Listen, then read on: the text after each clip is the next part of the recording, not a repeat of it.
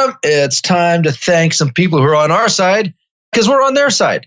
You found a new tool, software, Blue Rhythm commissioning software. Robert, I sure have. I think Blue Rhythm is what I've been looking for all these years. Building commissioning can be chaos at the best of times. Most projects I consult on really suffer from poor information management. It's 2019, yet the property and construction industry seems to be firmly stuck in the 20th century paperwork world. I think people mistake emails and PDFs and Microsoft files on their servers and all the different PCs as a digital solution. In reality, it's just unorganized chaos. Do you want to streamline your commissioning process and save time and money? Do you want to go paperless and increase efficiency? Blue Rhythm is a cloud-based software solution built specifically for building commissioning professionals. Blue Rhythm digitizes your custom forms and checklists, allows collaboration across project teams, and automates reporting, leaving you to focus on what matters. Their team help you onboard the test sheets you've developed over the years. You can even send it some in paper, and they will digitize that and put it in the Blue Rhythm system for you. In my opinion, Blue Rhythm pays for itself in time saved on paperwork on a single project. For a demo or to start a free trial, go to bluerhythm.com. That's where rhythm is spelled RITHM, like algorithm. Bluerhythm.com. Tell them the Edifice Complex sent you there. In a world where high-performance, zero-defect buildings are hard to find, two men are on a mission to disrupt the status quo. Welcome to the Edifice Complex, the Property Design and Development Podcast. Let your hosts Adam Muggleton and Robert Bean keep you up with who is innovating and doing great work, perspective on the adjacent possible, and challenges to the status quo. Welcome to the Edifice Complex. I'm Robert Bean, your co-host and unofficial mediator, here with my colleague, official agitator, friend, and Yoda to most everything to do with buildings, Mr. Adam Muggleton. Say hello, Sir Yoda. Hello, Yoda. And I am excited today because we are super international today. We're going down to the Asia Pacific and specifically New Zealand, a place is on my dream list to go to. Absolutely. So today's guest is I and Adam's type of agitator. She's a full-time PhD candidate at Auckland University, researching green building rating tools and their effect on the property industry. And if I recall, she just submitted her PhD thesis for review. So we'll talk about that. She has a strong opinion about the world of architecture and sustainability, and that would make both Jerry Udelson and Henry Gifford proud, and lately has been speaking our language. So, Rochelle Ade, you recently quoted another agitator, productivity guru Edward Deming, who said, without data, you are just another person with an opinion, which we love that. And it seems there are many in the rating community that don't like the data you're digging up. You have openly talked about what it's like drawing that line in the sand and holding strong to your position, which is why Adam and I admire your passion, and we're glad to have you on the program. We like people who like their status quo shaken, not stirred. Right, Adam? Absolutely. Well put, actually. Well put. I like that. So, Rochelle, tell us your story. Wow, it's a long and winding tale. Are you ready? Are you prepared for the journey? Strapped in. My background probably reads a little bit like a drunken sailor in that I started studying electrical engineering, loved it for a little bit. Then in my final year decided I hated it and never wanted to see it again. So left university a little bit aimlessly, and my father, who was a civil engineer, went, "You can't be aimless, so come work with me, please." So I moved straight into designing marinas with my dad, and I did that for a couple of years, designing floating marinas, and it was right at the time of the America's Cup that was held in New Zealand. So I ended up designing marinas around and the bases with my dad for the America's Cup sailing teams, made some contacts there, and actually ended up working as a project manager for an America's Cup sailing team for a little while. And that was my first exposure to project management rather than engineering. So I kept that up and delved into construction project management for 10 years and worked around the world in the Middle East and the UK as well, and in the States because it was an America's Cup sailing team. And then about 10 years ago, so that was my first 10 years. And then 10 years ago, I went, you know what? I like green building. And that was when I was living in the Middle East. So I took a role as the head of sustainability for Bovis Lend Lease in the Middle East. And that's when I moved full time into looking at green buildings and green building rating tools and using them. So I've got experience with BREEAM and LEED and Green Star New Zealand, Green Star Australia, Passive House, Living Building Challenge, the beautiful plethora of green building rating tools that are out there. And I had the first 10 years and the last 10 years, I seem to do this every 10 years. I decided there's an interlude in my career where I go, you know what, I don't like this anymore. So I decided I didn't like project management anymore and I moved into green building. And now I've gone, I don't really like green building anymore. I don't think it's working. And so I'm moving on ahead.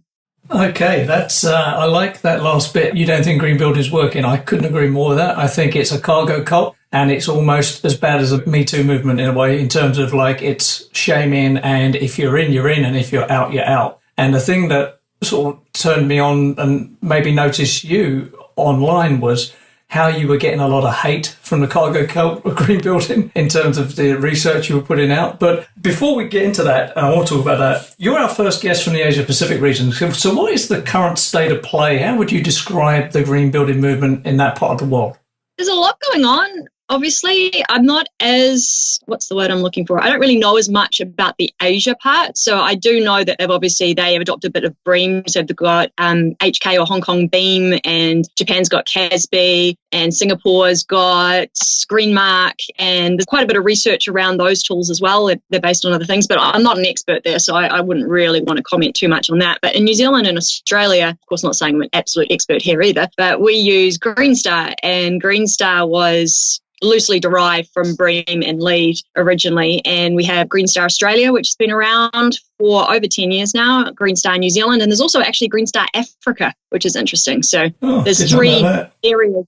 I know a lot of people don't, but yeah, there's Green Star Africa. So it came out of South Africa and it's used a little bit more widely around that area of Africa, so the southern half of Africa. And Green Star is, interestingly, in Australia, used for commercial buildings and multi-unit residential. In New Zealand, it's only used for commercial, even though it can be used for residential buildings. The New Zealand Green Building Council put out their own rating tool for residential buildings. And one of my lines in the sand, as you call them, one day, because I was delivering Green Star training on behalf of the New Zealand Green Building Council, which I've done for quite a few years. And they had up on the slides that you can't use Green Star for residential. And I went, that's a lie. You can. You don't want people to use Green Star for residential because you want them to use HomeStar, but you can in fact do it. You can't use it for single family standalone detached housing, but you can use it for apartment buildings. And quite frankly, they should be using it for apartment buildings because it's better than HomeStar in that.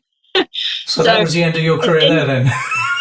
No, it took a little bit more than that. They actually agreed with me at that point in time, went, yes, you're right, you can do it. So we will take that off the slides. So they did do that. I was like, that's just a lie. You can't put that out there. I understand what you're trying to do, but you can't teach people that. So I love that. I love that. So Rochelle, I got to tell you, so I'm involved with ASHRAE Standard 55, and I don't know if you're familiar with Standard 55, but it's thermal environmental conditions. Yeah. So about 10 years ago, we got into some heated debates about the application of 55 in residential buildings. And there's a real big pushback from the residential community that no, that was commercial buildings only. And my argument was, you know what? If someone's blind, how do they know whether they're in a commercial building or a residential building, right? End of discussion, right?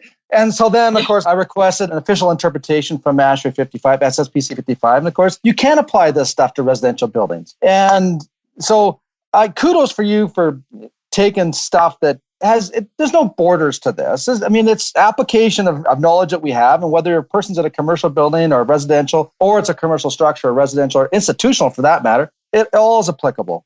Well, what was interesting to me with that application not being recommended in New Zealand was just solely because they had a different rating tool that they wanted to be used in that context, even though it wasn't as good as the rating tool that Australia used. So to circle back, Australia uses Green Star in the commercial and residential space. New Zealand uses Green Star in the commercial space, but HomeStar in the residential space. And I don't know what Africa does actually in the residential space, but they've obviously got Green Star there as well. We also have Passive House in New Zealand and Australia, so it's a much smaller movement with not as much adoption. However, it is growing.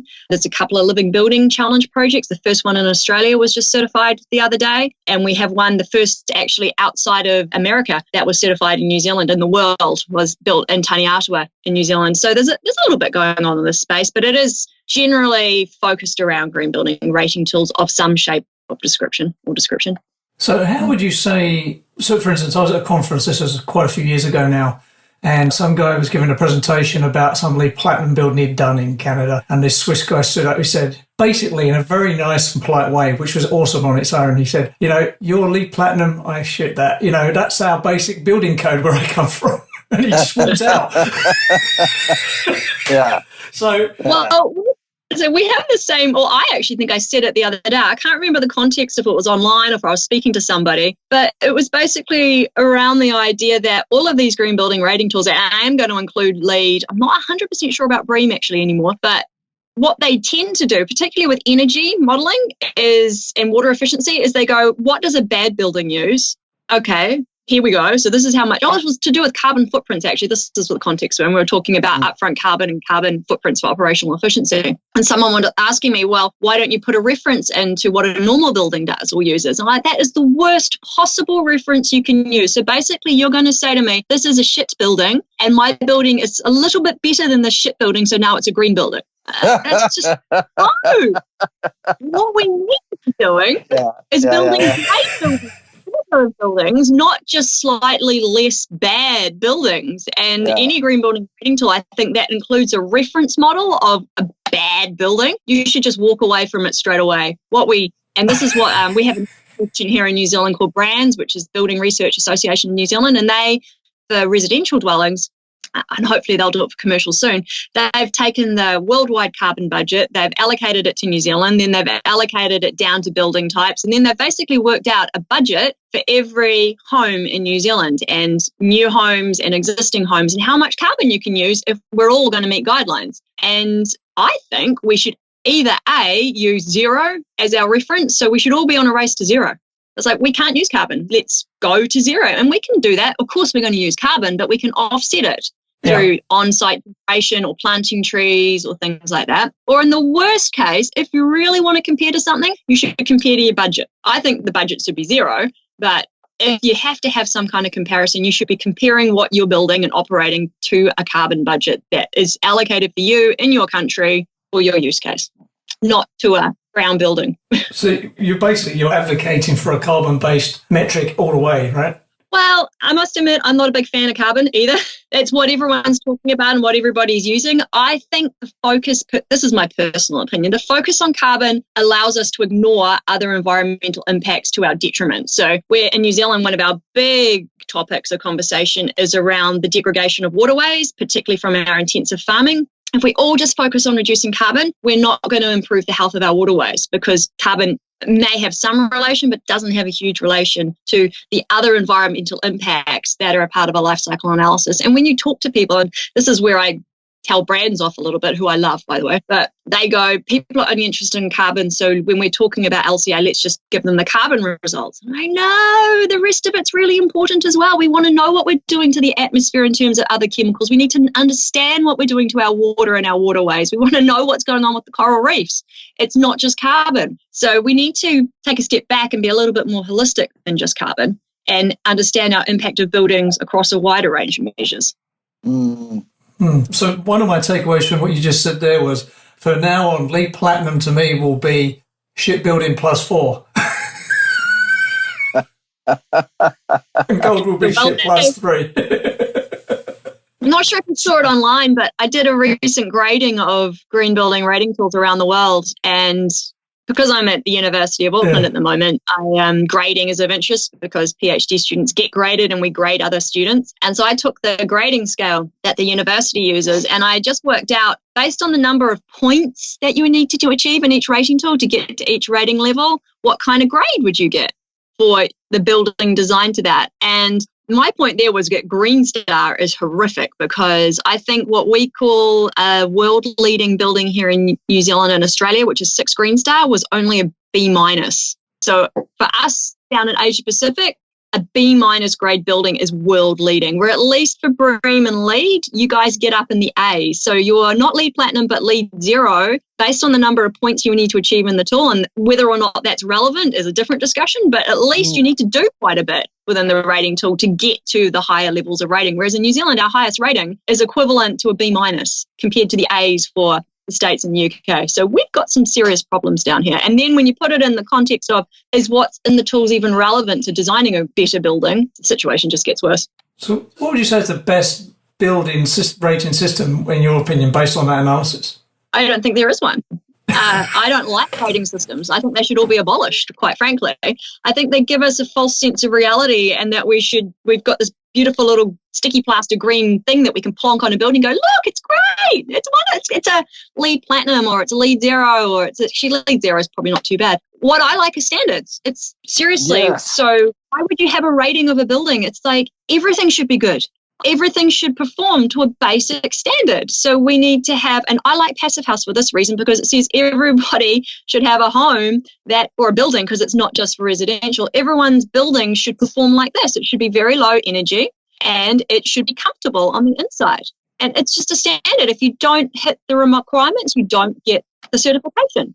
Going 4, 5, 6, and the argument the Green Building Councils make, because I've heard it so many times, is that, but we need to move industry slowly. We don't want to scare the horses. We need to do incremental steps. It's wonderful. We start to engage with industry. They're going to push back, so we lead them on this journey. And it's like, that's great. Do we have time for this particular journey? So if we've got goals that we need in 2030, is your journey going to get us there in time? No. If people are sick and dying today because their buildings are unhealthy, is your journey going to save those people, or are they just, collateral damage of the journey? So it doesn't matter. I'm so sorry that you're sick and dying of mold or you've got asthma. That's okay. You're collateral damage on our journey to better buildings for the people who come after you. Yeah. Well, it just seems like they're travel planners. Typically,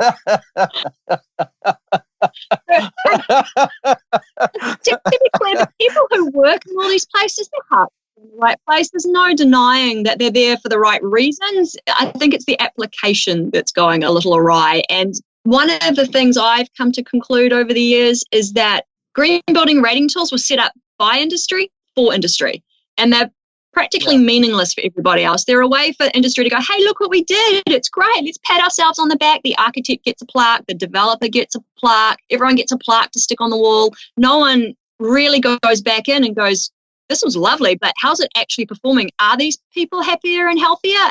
Is the building performing better? What is the energy use? That doesn't get talked about very much. And the academics who do go and study it, they're not finding results in accordance with the claims of the green building rating tools, with the exception of Passive House. So Passive House has been documented to perform, although that does have a small issue in terms of overheating occasionally. So putting it all out there to be quite clear. So it's a little bit of a problem that we have. I like your analogy in terms of the journey, and it's almost like they're looking at this as an adventure, and it's not an adventure. These are life and death. These are decisions that we're making today that have consequences for tomorrow. This can't be like, here's your itinerary over the next 10 years. Enjoy the ride. Like that's not how this is going to. In 10 years, we're going to look back and we're going to go, well, that was not the right trip that we were on. Right? No, we went around to Antarctica instead of getting to the Caribbean. I like that analogy. I agree with you on the whole standard process. And going back to your rating, B- is a world-class building in New Zealand. Here we always make reference to building codes as a D grade. And in a competitive market, in a free market system where price sometimes rules the day, you have people that are building D grade trying to be less money than a D grade. And so you get a lot of Fs. Right? We have a lot of building failures, and the F mark, occurs because the benchmark is so low. And until we change the benchmark, and how we do that is by implementing standards. And so I'm totally with you on your approach. We shouldn't need any sort of rating. It's just, here is the standard that everyone builds to, because this will provide a healthy, comfortable, carbon neutral, I don't even know the word because, I don't like carbon neutral, non-planetary killing building. It's difficult because this is where I get my tin foil hat on here. Path dependency. Do you know booster rockets on spaceships, the size of them goes back to a path dependency that goes back to the size of a Roman chariot? Mm-hmm. Right? That is true. The width of a railway cart to cart to NASA. Yeah, right. So path dependency is the most powerful force that no one realises. When you throw on top of that the corruption and lobbying in the construction industry, Now, I'm a full red-blooded capitalist and recovering libertarian, but things like this, I believe, the only way to affect change is through legislation. Yeah, and that's what you see. So in Australia, one of the rating tools they do use is called Neighbours, and Neighbours, they have it for energy efficiency, water, IEQ, and waste. And it is a performance-based rating tool. Not too bad. It's got star ratings again, 4, 5, 6. But what it does do is it goes in and measures the actual energy use and gives a rating on that basis of a building. They mandated that for use 10 years ago, and they document improvements in energy efficiency in Australia because of this. Where that particular system itself falls down, which is another issue that I can't stand with green building rating tools, is that they go, you can rate the base building, you can rate a tenancy, or you can rate the whole building. So what you will get is buildings out there that have a really good base building rating, and that's what's actually mandated. You have to mandate the base building because that then allows developers and tenants to have an understanding of the energy efficiency of the building. They can go in and go, oh, it's a 6. Then they can use however much energy they want. They can put in the most energy-hungry equipment, lights, whatever. Makes no difference. So the ratings don't change if you're doing a base building. So Green Star does this. LEED used to do it. It probably still does. It's because it was all these tools are industry-driven, written by industry, for industry. It means that the architects and the developers can go, look, I designed this beautiful building. It's designed not to use very much energy. Give me my rating, pat on the back. I don't really care what the tenants do because they're tenants. I can't control them. They're just going to go and pretty much compromise everything I've designed through their fit outs, but that's okay. It's still a LEED platinum building. And I stand back and look and go, I don't understand. We're looking at this building. It's the worst performing building in the world, more than likely, but it's got this beautiful green plaque on it because we only looked at the base building. When are we going to eliminate base building ratings and go, you can only rate a whole building? We need to look at the base building. We need to look at all the tenants. If your tenants aren't on board and you want a rating, you need to get them on board because what we'll do is we'll disclose your base building use. We'll disclose the tenants that are on board, but you don't get certified until everyone's told us what's going on in the building. It's very straightforward. Yeah, I love the approach that architects and engineers to some degree take, that it's the tenant's fault. It's always the tenant's fault. And it's said in social housing as well. It's the social housing tenant. They're to blame for the buildings not performing right. I designed it fine. You see it everywhere. The occupants are always to blame. Yeah, and that is such a BS excuse, right? You know it. I know it. Everybody knows it. But what you're advocating for is transparency. We are a bit to blame. Yeah, we are. Because we let them get away with stuff. It's about incentives and disincentives, right? And what you're advocating for is basically transparency with incentives, right? Well, so, I'm sort of saying we're all part of a symbiotic system. Yeah. Mm-hmm. So the base building operating by itself, which is what we analyze in green building rating tools, that never exists. That's not reality. The reality is we build something, people do fit outs in it, and then people live and work in them. And that's reality. It is a symbiosis between the building and the occupants. And every single rating tool I've ever come across divorces the two. They go, occupants don't matter. We're going to normalize their behavior and response and then pretend that everything's okay. And I go, you can't do that. If you really want to have an understanding of what's going on in the world, and if something's energy efficient, water efficient, carbon efficient, whatever metric you want to look at, you've got to look at the building and the occupants as one entity, whoever those occupants are. And what most people miss is that educational feedback loop to go, hey, occupant, we've noticed that you're using, on level 12, you use 5 times the amount of energy than they do on level 6 for the same number of people. What's up? Can we help? Let's help improve. We all live on one planet. It's not like there's a little planet B just hiding behind us that goes, it's okay, you can still be bad. We'll bring some energy over from our planet. It just doesn't exist. You're spot on with the holistic approach, though, because the way I always talk about it when I present is a building is a stool with 3 legs, right? So there's the base building, that's just 1 leg. And everyone in that team has gone, they've rubbed it off their resume. If it's a bad job and they're on to the next one, right? They're out. And then there's the maintenance and FM, and then there's the tenant and the use, right? And until them 3 are pulled together and held accountable together, it's a losing proposition, right? Absolutely. Yeah. And nobody does that. People, and the answer is, and this comes from green building councils, it's too hard. It's too hard to do that. Have you ever sat in on an integrated design process meeting about how they define integrated design? I just finished doing one, and the discussion, the human factor didn't even enter the discussion. It was all about land development and professionals, the civil engineers, mechanical and architectural engineers, at no point in the discussion was the occupant or the tenants ever brought into the discussion.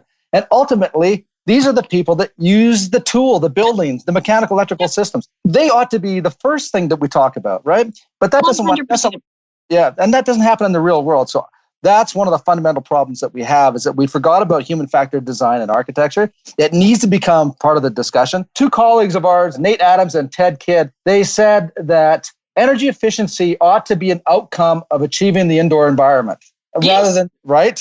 And so and so one of the problems we have, another problem we have in the industry, is so much focus is on energy conservation and efficiency, which are good. I'm not arguing that they're not good, but these should be outcomes of actually designing, constructing, and operating a building for the benefit of the occupant. Couldn't agree more. And with the current pandemic floating around the world, some of these things are just becoming more and more obvious. Is we're not designing our buildings to the indoor environment quality that we all need and deserve to be healthy, happy, and comfortable. Yeah. And I have just been this morning actually trolling through some of the academic literature, trying to look for people who are measuring the humidity of buildings, particularly in New Zealand, so I could understand who studied it. Everyone's looking at temperature, everyone looks at energy efficiency. There's no one out there who's going, how often do we keep our buildings within the appropriate, healthy relative humidity range so we're not exposed to viruses and bacteria and fungi? People aren't talking about the right things. We're focused on carbon and we're not focused on health. Yep. Health of the occupants and health of the planet. Now, how many projects do you know where the basic building pressurization is even thought about or controlled? Well, no. we don't do blower door testing in New Zealand, so. Oh, really? No, it's not required. It's only just starting to be talked about in New Zealand. And obviously it's a passive house requirement that you do that. So it's getting a little bit more face time in terms of New Zealand residential. And I only mean a minute amount. Commercially, not even covered. It is now a point in the new Green Star rating tool that you could do blower door testing of your buildings that you build to understand what the leakiness rate is of what you've designed. And it should be mandatory. Every single building, everything that's constructed should undergo a blower door test to understand how good is the thermal envelope. Yeah. So, Rochelle, you're going to get amusement out of this. When I graduated in 1983, our standard practice back then was dedicated ventilation, no recirculated air, high performance enclosures, and underfloor heating systems. That was it. That's all I've ever done for 35, 40 years. I will die probably, in another 20 years from now, and the full circle will have come around, and I'll probably take my last breath going, you finally got it. More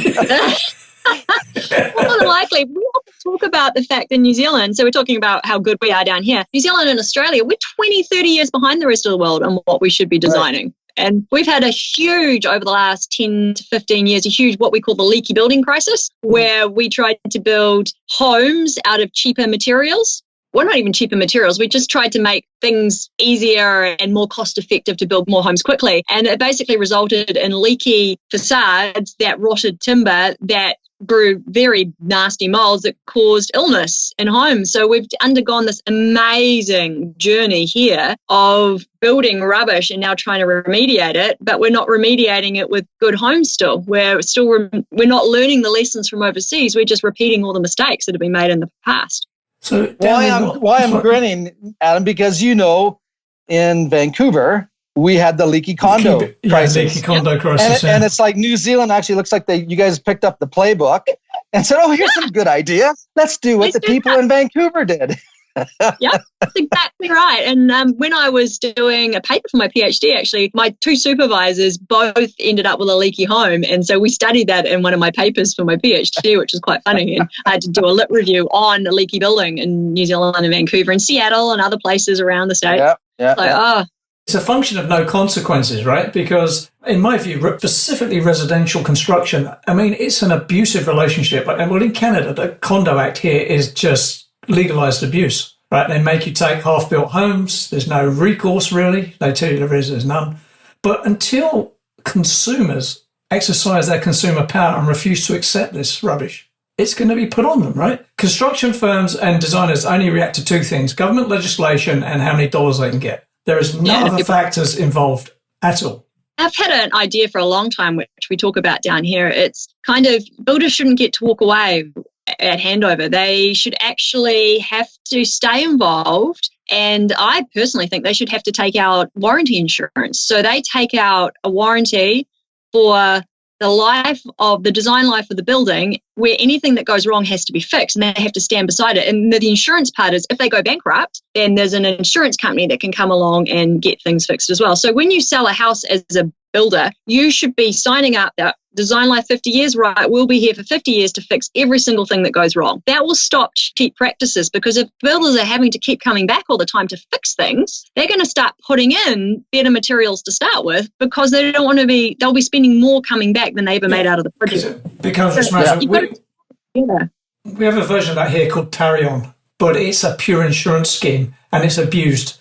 So the developer goes, oh, you got Tarion cover. And then good luck trying to get that paid out. You've got more chance of Queen of England mowing my lawn than getting money out of these people. So, I think it's going to be the builders that come back. Yeah. It's got to be like a car where there is a long-term relationship and a maintenance relationship and a consequence, a consumer disloyalty consequence. Then you get what you're talking about. If you think about product satisfaction at the consumer level, automobile manufacturers, took a beating several decades ago and learned from that lesson. And nowadays, most vehicles are fairly reliable when you think about machine and machinery, right, as a consumer product. The CBE just did a research project here not too long ago, Center for the Built Environment for our listeners, looking at the satisfaction rate or compliance rate with ASHRAE Standard 55, which is about an 80% target rate. When you look at the satisfaction, the statistics is that roughly only 2% of the buildings that they studied were in compliance with ASHRAE 55 at the 80% satisfaction level. 2%,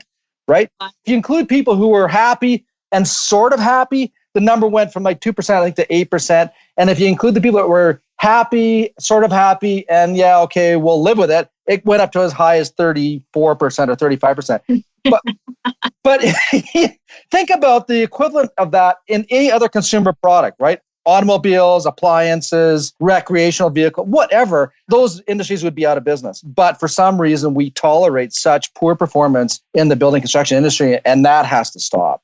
It's abuse. I think it's because we don't let the people who are unsatisfied have a voice, because there's no way for them to give feedback back to the people, whether it be a green building rating tool, a council, whoever the developer. It's silent feedback, because if you ever, and this is what green building rating tools do again, they do post-occupancy evaluations to show how wonderful their building is. But when you move into something that's new, it's documented that you'll get like a new glow or a new green glow, and it's all new and shiny. So yay! It's only when you've bedded in for a while, and it might take 1 to 2 years, that you go, you know what, this sucks. It's my first winter and I'm freezing, or it's summer and my God, I'm dying. It's so hot. But people, unless you're getting regular feedback, and when I mean regular, I mean weekly, daily, like actual feedback from people living in the buildings, you're never going to know, because if you only pick, and post-occupancy evaluations will often be in a commercial building, say, they'll do it 6 months before they move, they'll do it straight after the move, and then maybe they'll come back after another 6 months or a year. And it's a one-off survey. You can't draw conclusions from that. You need regular information. Like today it was too hot, tomorrow it was too cold. I'm miserable most of the time. And if you only do it, and most of them don't even do that 6 month follow-up, they just do pre and post, and they get the green glow effect. Oh, these buildings are wonderful. Whereas if they came back every week for 3 years, they might get different answers. Yeah, one of the really good examples of this was the NRL building in Boulder, Colorado, the research facility. And what was awesome about that project, not only not the building itself and the way the building went out for tender and all of the specifications, which by the way were all human factor based, was the post reviews that were done on a regular basis, just like you were saying, Rochelle. And in fact, at the last meetings at ASHRAE in Orlando, we had a 10-year report. So they've been actually recording post-occupancy evaluations for 10 years now. And these types of buildings, and you actually kind of mentioned it there, they take 2 to 3 years to finally get the building tweaked to where where the occupants and the building are at one. They're symbiotic with each other. If you don't have that feedback loop, how do you make the improvements? I would encourage our listeners that if you are following this and you understand what we're talking about here, research Colorado's NRL building, RSF building, and the 10-year report. And it's a great project and a great example of what we're talking about. Of what we should all be doing for every building. Absolutely. Rochelle, I want to touch on your PhD and the research. You've obviously done a ton of research and a lot of work. I've seen a few people do a PhD. It's grueling, I know. What were the top sort of 3 to 5 things that sort of insights you got out of your research project? Well, when I started my PhD, I went in really loving green building rating tools. I was a believer. I've been a believer for many years. LEED, BREEAM, Green Star. I've delivered training. I've done these ratings, Homestar in New Zealand. So I went in as a believer. And even though you always go into research neutral, hand on heart, a little deep part of me was going, let's research this, get the proof that they work really well so we can make industry adopt them. This will be fantastic. This was kind of the idea, to gather some of the proof because the proof wasn't there. After a 3-year journey of research, reading what other academics have done, going myself and actually tracking down some of the founding fathers of green building rating tools. So people like Jerry Yudelson and Rob Watson, who were there at the start, and I documented the history because I kind of went, why are all these rating tools design and construction based? Why didn't we do performance rating tools? What was the reasoning here? And finding out some of those answers, I've done a complete 180 and realized, like I've been saying, that they don't work. They were written by industry for industry so they can pat themselves on the back. No one's really all that interested in the performance. And if they are, they're finding that the performance isn't living up to the claims that are made about the buildings, that the green building councils, and I never thought this, and again, the people who work there are wonderful, their hearts are all in the right places, but the fact that most of them are there, it's a self-perpetuating myth. And I have this disagreement. They often say that they don't make money out of their rating tools. So the rating tools are a loss leader. And I guess they get all their money from their membership, which allows them to employ staff to do things. And I kind of go, well, if the rating tools don't make you money and the rating tools don't work, why do you have the rating tools? Like, why wouldn't you just get rid of them and then get out there? And this is what I think most green building councils should do now, personally. Forget about the rating tools, drop them, get out there. And what I would love to see is all the staff that you currently have, hire new ones as well. You'll have more money because the rating tools don't make any money for you. If this is what the New Zealand Green Building Council says, to be fair, they've told me. I don't know if the same is true for Australia or the US. They don't make money out of their rating tools. One would think that if it's something's losing you money, you'd stop doing it. But hey, I would love to see them go and say, we're going to start at the architecture firms. We're going to start with A, and we're going to send our staff in to make a meeting with all of them. And we're going to go talk to them about good building design and what a good building looks like. And how do you do it? What's important? And we're just going to go out and educate and inspire people. We're going to give them examples. They don't have to be rated by anything, but this is a good building. This is how it performs. This is what it looks like. This is how you need to design it. Because what I've seen is a lot of architects and engineers don't have a clue about what a good, healthy for humans, healthy for the planet building actually looks like. They don't know how to do it. They don't get taught this in schools. So where green building councils could really make a massive impact is getting out there and doing that specific education, not trying to shoehorn everything into a rating tool and then throwing badges on the buildings. So I would like to see that. And that's where I've come to after 3 years of research, starting as a believer and ending up with we should get rid of them and focus on educating and inspiring people. So, Rochelle, you realize that basically we're not saying all universities are doing a crappy job of educating their students, but you're saying most of them are. And I would tend to agree with that. I know I talk to a lot of architects and engineers who say the same things to me. They're like, and in New Zealand, and I can really only speak majorly to New Zealand, they say for architects, when we get them, they know nothing. And we have to spend the first couple of years teaching them how to be a proper architect and probably engineer. Yeah. So here in Canada, we're actually kind of fortunate in that aspect that we have a technology program or a technology route as opposed to a university route. They run in parallel, but the difference is that the university route is a 4-year academic program, 4 years of articling before you get your license. The technology route is a 2-year academic program and then 6 years of articling. So the technologist coming out of the program gets the bare bones, and it's the fundamentals, so that they can start working right away. And then they take the next 6 years developing their skills, and then they get their license. And Adam, you know this too. When we were hiring engineers, like for our own engineering practices, our preference was to hire an engineer that through university or college, their summer months was somebody that had worked on the tools, right?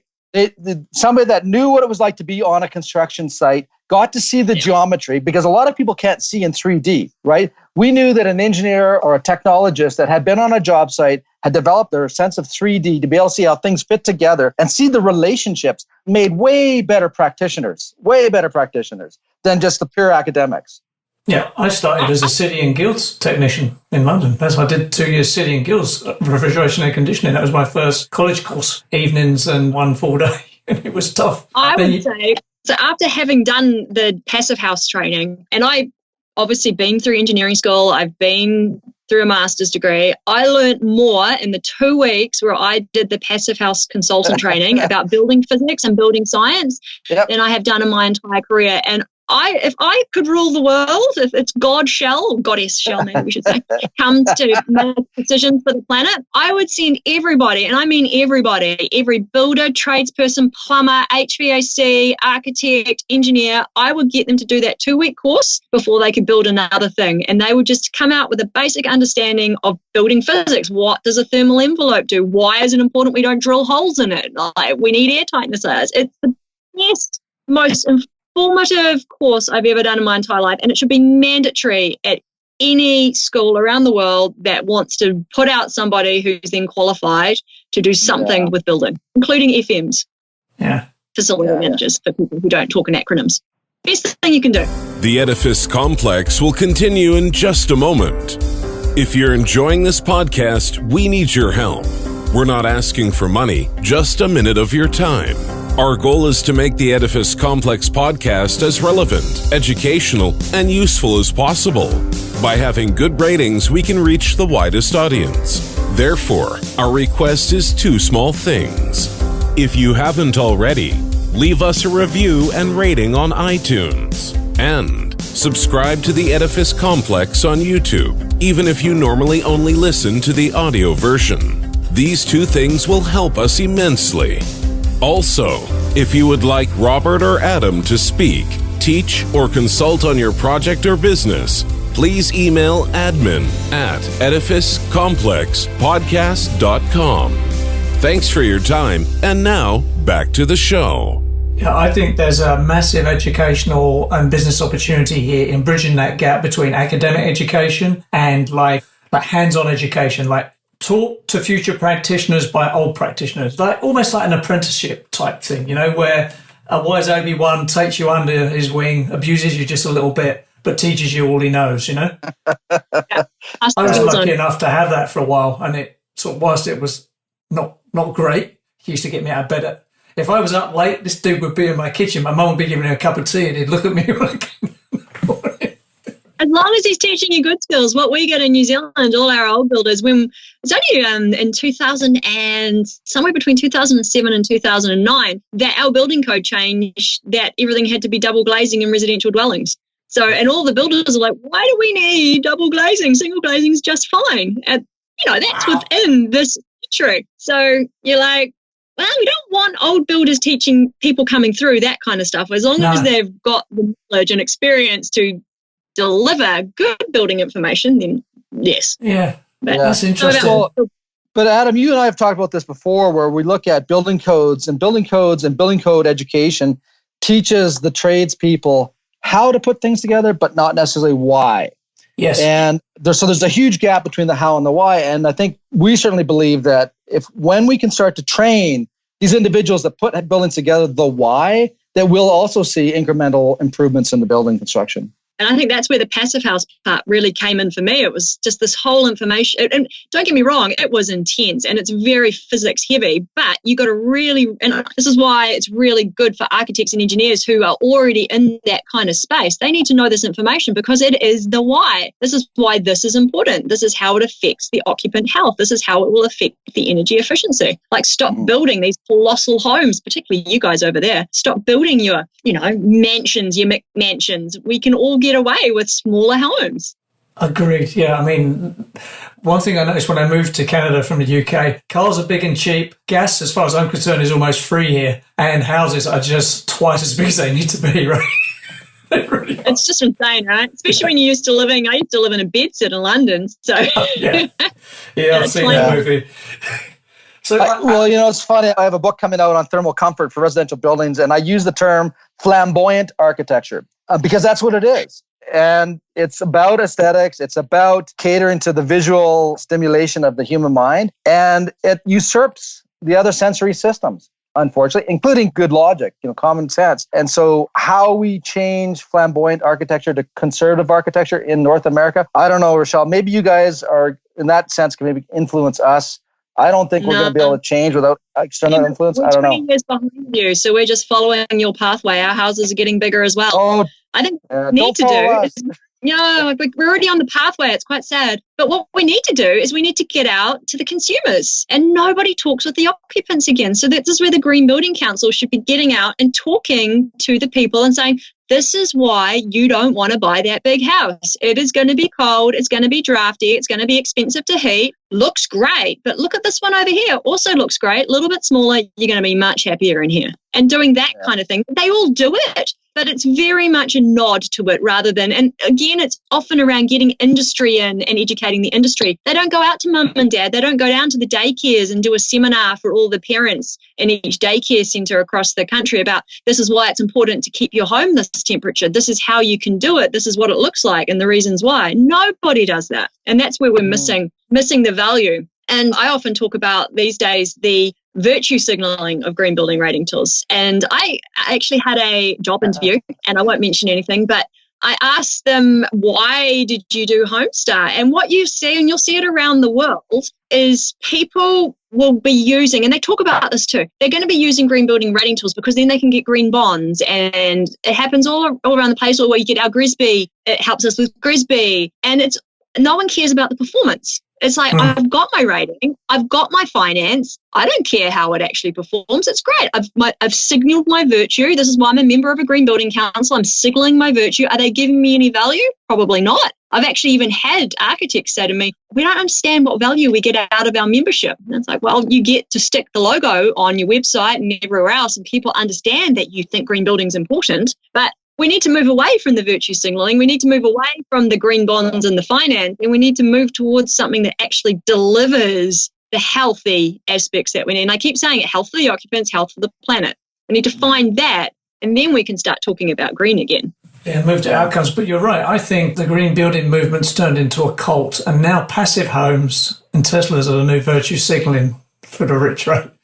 I must admit, I still like passive house, mostly because love it. It is a standard. There's no ratings involved either. Well, it was a standard. I had an argument with them about this because they're now moving into the rating levels thing. So you've got passive house, classic, premium, and plus, and then you're getting the low energy. They're starting. They were great. Living Building Challenge has done exactly the same thing. So you used to just have the Living Building Challenge standard, whereas you had to do everything to get the certification. It was a standard. Now they've got little levels, they've got core, you can do pedal certification. It's like you're undermining the value of what you had. So, but you go back to the core passive house standard, the original, it was good, and it means that it will be warm, dry and comfortable, and it will be low energy, which I don't necessarily mind that cult as much because I know that it's going to deliver healthy buildings. I've got to ask, my daughter's in her third year of a mechanical engineering career. So when I saw her go through university as a young woman and like seeing her break into the workforce, seeing the world through her eyes was fascinating for me. Have you faced any issues as a female in a predominantly male industry and then sort of challenging what you're challenging? Have you seen any issues with that? No, not in terms of sexism. I've always had a lot of issues in terms of what I'm saying, but nothing that is gender-based. The only time I ever experienced any sexism was working in the UK, which may be part of the issue. So I've worked in the UK, the Middle East, the US, New Zealand, and I've never really had any problems except for a couple of incidents in the UK, which I'd have got a little bit like, you've denigrated what I've said just because I'm a young female. But generally, most people throughout my career have listened to what I've said with respect. They might not agree with me, but they haven't pushed it to one side just because I'm A, younger, or B, a female, which is great. I think that shows some growth in our industry. That's awesome. And that's really what I want to hear, because the more people that hear that, the better, right?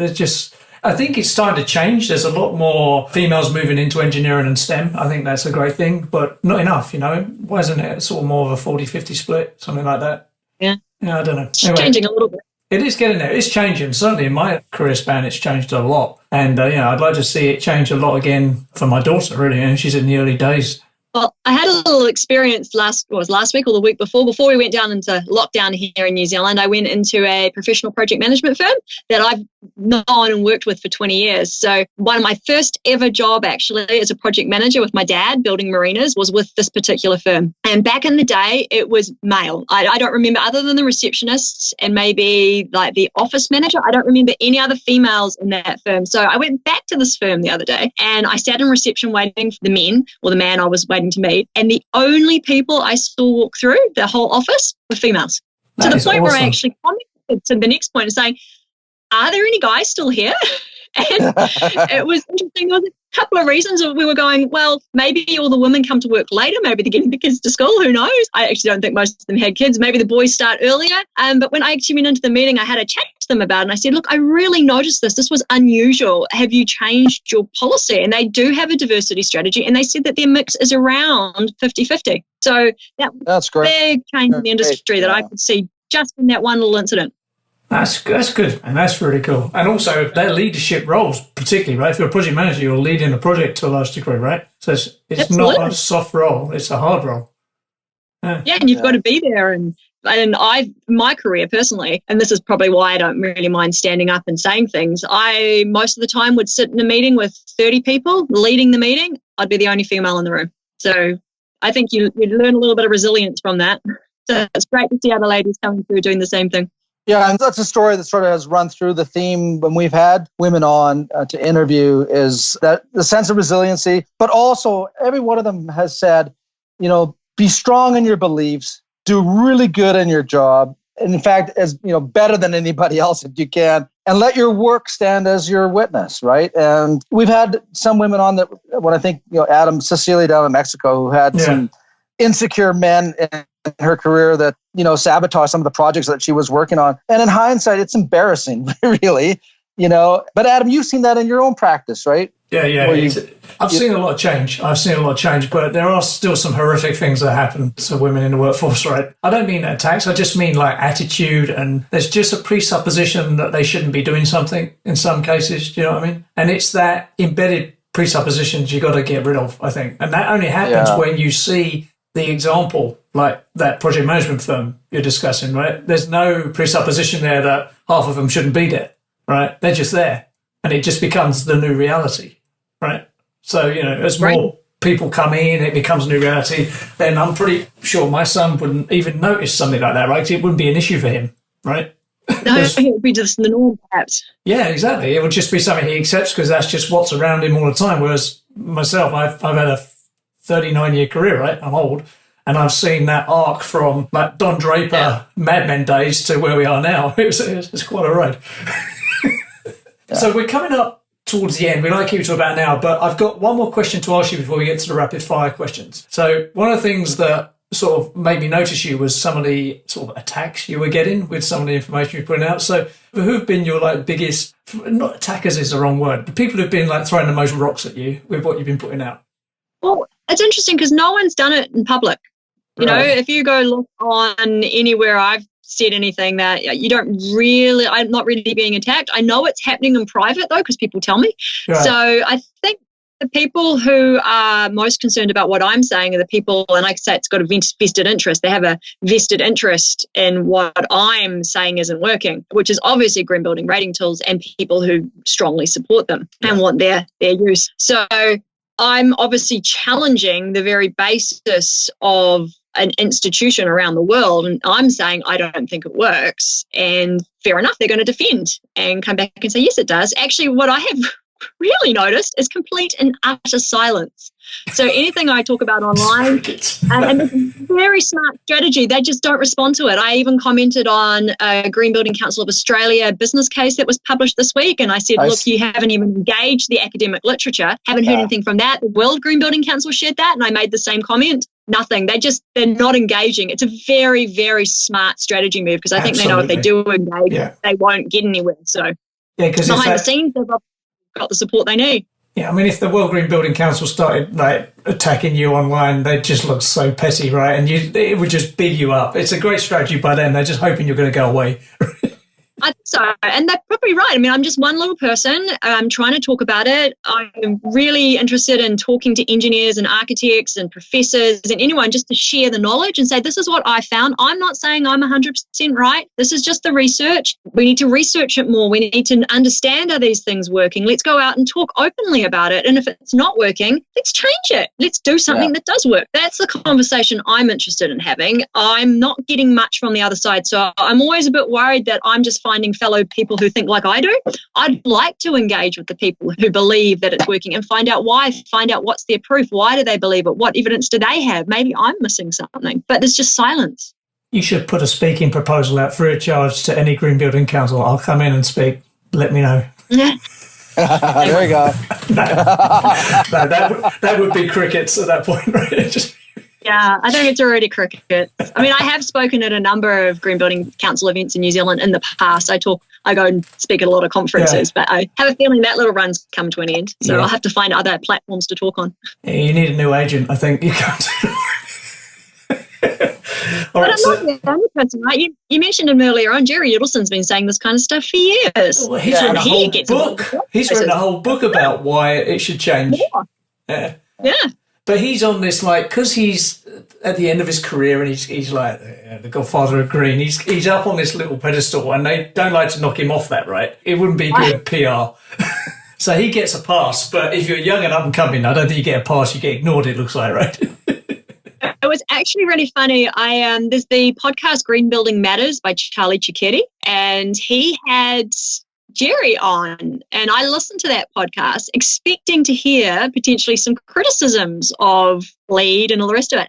Nothing. Jerry was really polite and didn't criticize LEED at all in that entire podcast. And I was like, wow, that was not what I expected when I was going to listen to this podcast. I thought it might be a bit more confronting. But obviously, Charlie Cicchetti, for an example, is a big believer. He has an entire business predicated around green building, in particular LEED, including his podcasts and books and consultancies. So you don't want to, if someone invites you to talk about your history and your career, you probably are going to be a little bit polite. We interviewed Jerry. He was a bit more scathing about it, but he wasn't like aggressively bad about it, right? He was just saying, look, this has got to change. It needs to evolve. You know, he'd been sensible and grown up, right?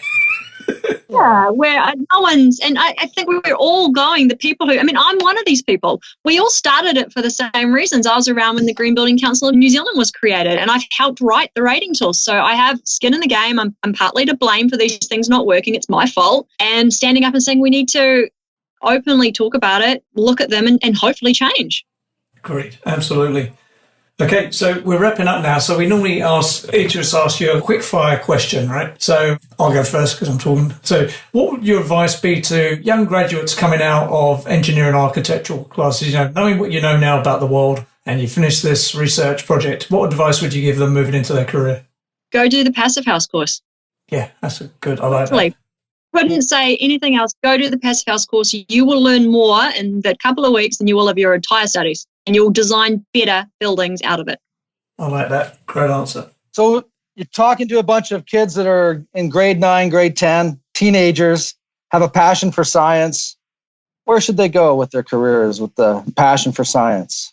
With passion for science, I think you should think, what do you like, which part of science, and then go get work experience in it. Don't go study it straight away. Go get a job, learn, find out what part you actually enjoy. And this is as someone who went and did electrical engineering who really should have done civil. If I'd gone into the industry and actually worked that out, I'd have a different degree. So if you think you like something, take it for a test drive. Don't go buy it straight away. So don't go buy your career without doing your test drive. Actually, I love that. Good observation, because you started electrically, right? And you really wound up in the civil, and then even you sort of superseded that in a way, right? I have. I did the wrong degree, and that's always one of my regrets. I should have done what my daddy told me to do. He said I should have done civil engineering, and I went, no, you don't know. I want to do electrical. So just FYI to one of the listeners, I'm a dad. Listen to your dad, right? Please listen to your dad. He's not the idiot you think he is. We have that conversations every day. Yeah. Yeah. What I think my partner was saying, like, if you know so much right now at this age, you should move out right now. Yeah. Because that won't last. Yeah, that's good. Okay, well, look, Rochelle, thank you very much for coming on. It was great. I really enjoyed it. And it was really good to get your insight on that, because my thinking isn't as structured as yours, but I'm sort of in the same place, really, where I think green building certification systems is an S-curve that's flattening out.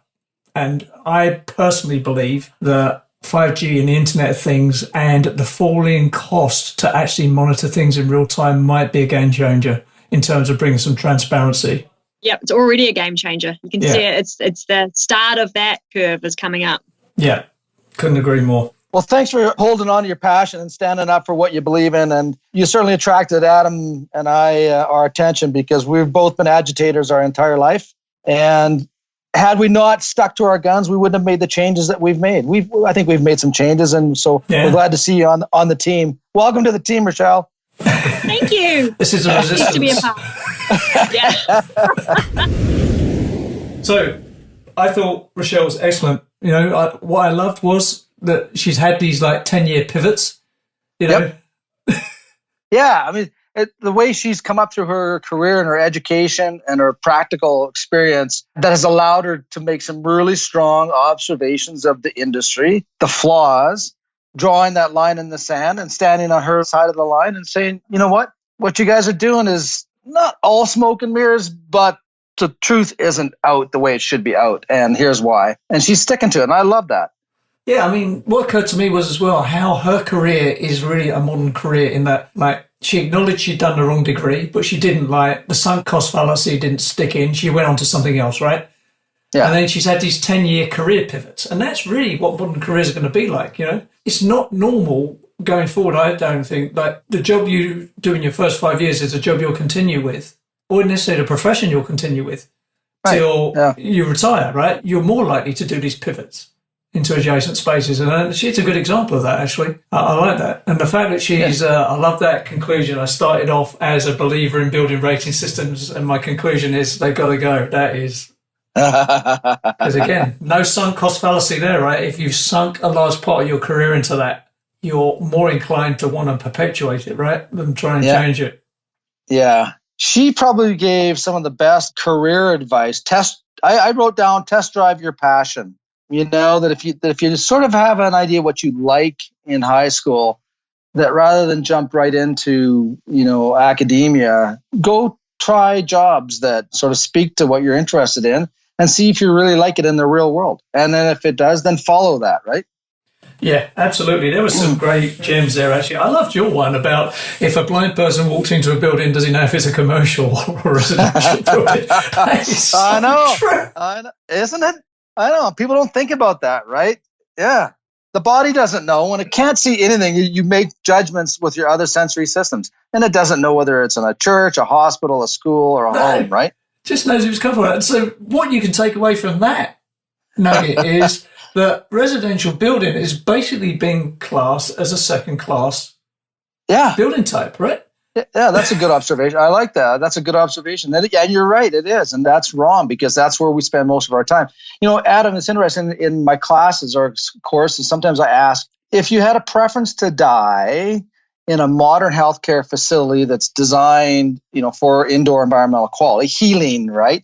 Yeah. Or die at home, where would you prefer to die? And most people, like 99.99% of people, want to die at home. And then I take them down this discussion. Yeah, but your house was never designed for a space of healing.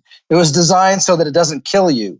That's right. You know, and that's a different environment than a modern healthcare facility, right? So ultimately, homes become an extension of an institutional healthcare system, but we don't design them that way. Yeah.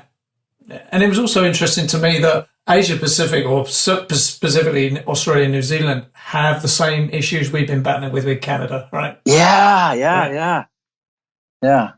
I was surprised to hear them have their leaky building syndrome when we had been through that, you know, almost 20 some years ago.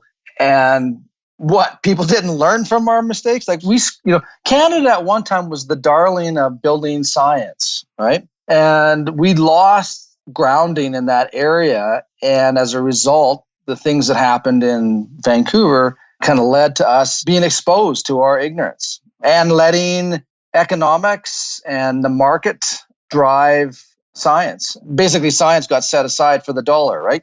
Yeah. That's what happened. Also, I think, because I mean, the construction lobby in Canada, certainly in Toronto, is strong and they rule this place.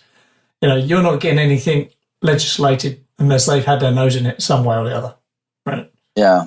And, you know, that is a problem, I think, because the politics around construction are unions here and then lobby groups. There's no design lobby, so they got no voice. And then the politicians are all about the money or getting re-elected. So that's a bad combination of things that doesn't lead to a good consumer outcome or user outcome normally. No, and when you think about it, both of those areas, the politics and the building industry, are actually there to serve society. Yeah. one is funded by taxpayers' dollars. The other one is funded through profits from the taxpayer, right? Yeah. So they're both deriving their existence through the money through the consumer base, but yet they don't actually serve the consumer in a way that the consumer needs. That's a pretty interesting story right there. But also, what you can see, the green building councils now, let's take the US Green Building Council as one of the biggest, most cash-rich building councils in the world, right? It's evolved to be a bureaucracy, a bit like a union is evolved to be a bureaucracy. So then it gets to a certain size where its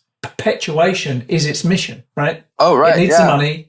It needs to support the people. You can't let anyone off. I mean, Service Canada here, which is how a lot of our government services are given to us here for international listeners, is, whenever they try and reduce the number of people employed by Service Canada, unions come and go, no, you can't fire these people. All the services could be issued online, most of them, right?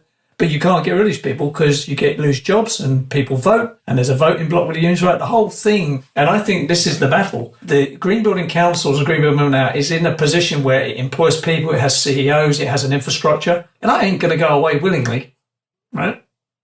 And it employs thousands of people now, right? Yep. So it's become a thing unto itself. So to achieve Rochelle's sort of goal of making it outcome oriented and getting rid of rated systems, you've got to take them people with you. Otherwise, they're going to fight you tooth and nail. Yeah, right? yeah. Absolutely. So I don't know, we're getting into some philosophy and economics here, which I think are the two most underrated subjects. History, philosophy, and economics are the three most underrated subjects. They should be compulsory all the way through to degree level. Yeah, because I agree. You've got to wrap that into what's going on in the world, right? I agree. Yeah. So I don't know. There was some deep stuff there, but I loved her work. I love what she's doing. Me too. And I love that conclusion at the end of her PhD. Yep. I'll have to sit in on her defence of that. Well, I think we just got to get rid of all these green building councils. End. Mic drop.